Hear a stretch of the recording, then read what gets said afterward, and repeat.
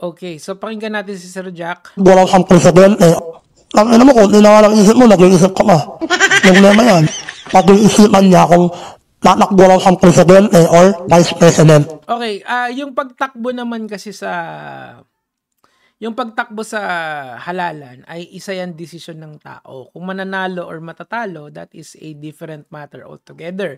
Kung qualified naman si Trillanes, marunong siya bumasa, marunong siya sumulat, 40 years old and above yung edad niya, he is qualified. Okay? So may choice siya kung siya ay tatakbo or hindi. Pero it's a tremendous undertaking. Ikaw, Sir Jack, baka pwede ka nang tumakbo sa pagka-presidente kasi dati tumakbo ka bilang kagawad, di ba? Tuloy natin. Ayaw, di ma. Ang ina mo, pinag-isipan mo gano'n, tumakbo kang mayor. Ng Caloocan. Ikaw ba pinag-isipan mo nung tumakbo kang kagawad? Kasi tumakbo ka ng kagawad, di ba? So, kung nakakapag-isip ka sa pagtakbo sa kagawad, siya din. Nakakapag-isip din siya kung tatakbo siya bilang nung tumakbo siya bilang mayor ng Caloocan. Tuloy natin. Ang ina mo. Bakit ba mura ka ng mura, idol? Hindi naman yata, wala na yatang espasyo yung pagmumura sa mga ganitong klaseng vlogging. Kasi pwede naman tayo mag-explican ng mahinahon. Tama, di ba? Nanalo ka lang na senador noon kasi hindi pa uso wifi noon. Okay, so nanalo ka daw na senador noon kasi hindi pa uso wifi ngayon or hindi pa malakas yung internet noon. Kaso nevertheless, may internet pa talaga noon. Okay? So ako naman, ibabalik ko sa'yo yung logic mo. Sabi mong ganon, nanalo siya kasi mahina pa or yung wala pang wifi noon in your words. So, ikaw ba, natalo ka ba bilang kagawad kasi may wifi na ngayon? May internet na ngayon. Malakas na yung internet ngayon kaya ka natalo. Ganun ba yun? Tuloy natin. Pakinggan natin siya. Okay lang, ina mo. Medyo marami pang bobo noon. Okay, so ngayon mas marami ng matalino kaya natalo ka bilang kagawad. Kasi kung ano yung logic kay Trillanes, nag-a-apply din sa iyo yun. Di ba? Kasi nasa political sphere kayo, regardless kung ano yung tinatakbo nyo eh. Porque tumakbo ka ng presidente or kagawad or senador, yung desisyon ng tao, according to you, is based solely on what they see on the internet. So kilala ka ng tao, pero natalo ka pa rin. I think that says a lot, di ba? Ngayon, marami nang may wifi.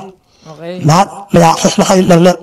Okay, so pag may access, well, kilala ka rin, di ba? So, pag tumakbo ka sa 2028, alam na namin kung ano yung hilatsa mo kasi, ayan, nagtatrash talk ka ng ganyan. No? Pero sige, tuloy natin. May access na sa Google, may access na sa lahat ng kagaguhan mo.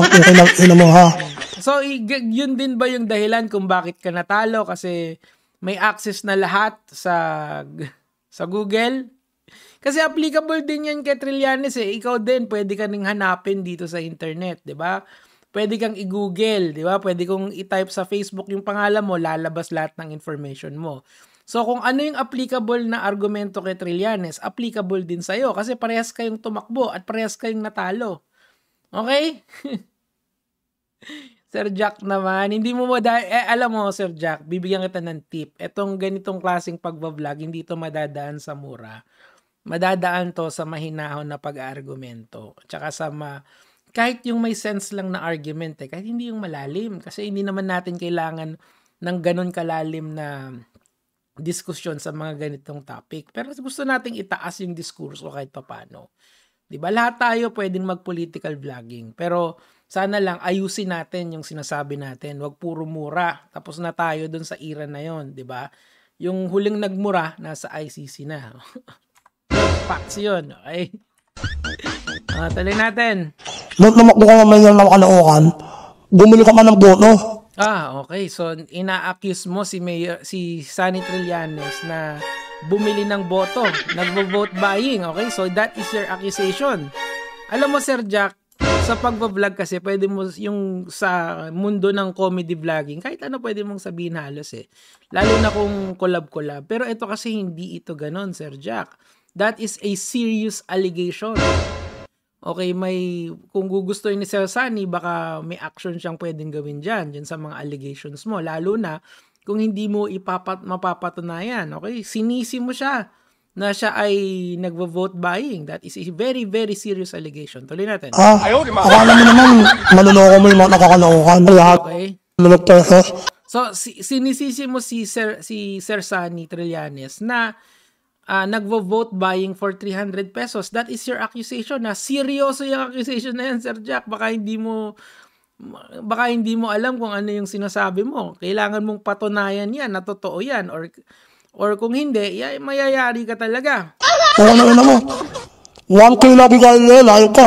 Okay, so sinasabi mo na sa Caloocan, 1K yung bigayan. Kasi yun yung sinabi niya, di ba? 1K yung bigayan sa Caloocan.